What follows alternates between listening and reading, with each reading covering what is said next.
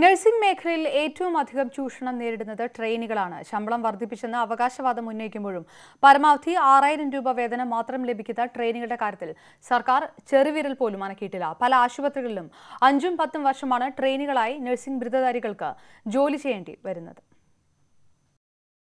4 വർഷം പഠനം പൂർത്തിയാക്കി നഴ്സിംഗ് കൗൺസിലിൽ രജിസ്റ്റർ ചെയ്താൽ പിന്നെ സ്റ്റാഫ് നഴ്സാണ്. പക്ഷേ അന്യസംസ്ഥാനങ്ങളിലെ നഴ്സിംഗ് പഠനത്തിന് നിലവാരമില്ലെന്ന് ആശുപത്രി മാനേജ്മെന്റുകൾ വാദിച്ചതോടെ കഴിഞ്ഞ UDF സർക്കാർ എല്ലാ നിയമങ്ങളും അട്ടിമറിച്ച് 1 കൊല്ലത്തെ ട്രെയിനി നഴ്സിംഗ് സംസ്ഥാനത്ത് അനുവദിച്ചു.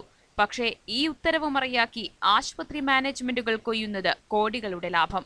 1 കൊല്ലം എന്നത് ആശുപത്രികൾ സ്വന്തം ഇഷ്ടപ്രകാരം 5-10 ആക്കുന്നു. ഒരാശുപത്രി മാറി അനുഭവ സമ്പത്തോടെ മറ്റൊരാശുപത്രിയിൽ ചെന്നാലും അവിടെ ട്രെയിനിയാകണം. അങ്ങനെ നീളുന്നു ചൂഷണത്തിന്റെ വലിയ നിര. അവിടെ ഓൾറെഡി ട്രെയിനിയായിട്ട് വർക്ക് ചെയ്ത് ഒബ്സർവറായിട്ടും ട്രെയിനിയായിട്ടൊക്കെ നിന്നിട്ടാണ് ഞാൻ സ്റ്റാഫായത്.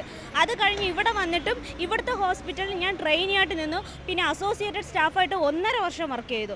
അതിനുശേഷം കഴിഞ്ഞ മാസമാണ് ഞാൻ സ്റ്റാഫായത്. എന്ന് പറഞ്ഞാൽ 2.5 വർഷമായിട്ട് ഇപ്പോൾ സ്റ്റാഫായത് കഴിഞ്ഞ മാസം ഇവിടെ വന്നിട്ട്. നഴ്സുമാർക്ക് ശമ്പളം കൂട്ടിയെന്ന് അവകാശപ്പെടുന്ന സർക്കാരും ഈ ട്രെയിനി സമ്പ്രദായത്തിൽ തൊട്ടില്ല. ഫലത്തിൽ ഒരാശുപത്രിയിൽ പണിയെടുക്കുന്ന 80% ജീവനക്കാരെയും സർക്കാരിന്റെ ഒത്താശയിൽ മാനേജ്മെന്റുകൾ ട്രെയിനികളാക്കുന്നു. ഇവർക്ക് വെറും 2000 മുതൽ 6000 രൂപ വരെ നൽകിയാൽ മതിയെന്ന ലാഭവും മാനേജ്മെന്റുകൾക്കുണ്ടാകുന്നു. അപ്പോൾ ട്രെയിനി സിസ്റ്റത്തിൽ ഇടപെട്ട് അത് അവസാനിപ്പിക്കണമെന്നുള്ള UN നിലപാടാണ് ഏറ്റവും ആദ്യം പരിഗണിക്കപ്പെടേണ്ടത്. കാരണം ആ സിസ്റ്റം വെച്ചായിരിക്കും കേരളത്തിൽ ആശുപത്രി മുതലാളിമാർ കൂടുതൽ ചൂഷണം ചെയ്യുക. ട്രെയിനി നഴ്സിംഗ് നിയമവിരുദ്ധമെന്ന് നഴ്സിംഗ് കൗൺസിലും ചൂണ്ടിക്കാണിക്കുന്നു. സ്വകാര്യ ആശുപത്രി മാനേജ്മെന്റുകൾ നഴ്സുമാരെ ഏറ്റവും കൂടുതൽ ചൂഷണം ചെയ്യുന്ന ഒരു മേഖലയാണ് ട്രെയിനി നഴ്സിംഗ് സമ്പ്രദായം. ആ സമ്പ്രദായം അതേപടി നിലനിർത്തിയത് സർക്കാരിന്റെ ഇക്കാര്യത്തിലുള്ള ആത്മാർത്ഥത ചോദ്യം ചെയ്യപ്പെടുന്നതാണ്.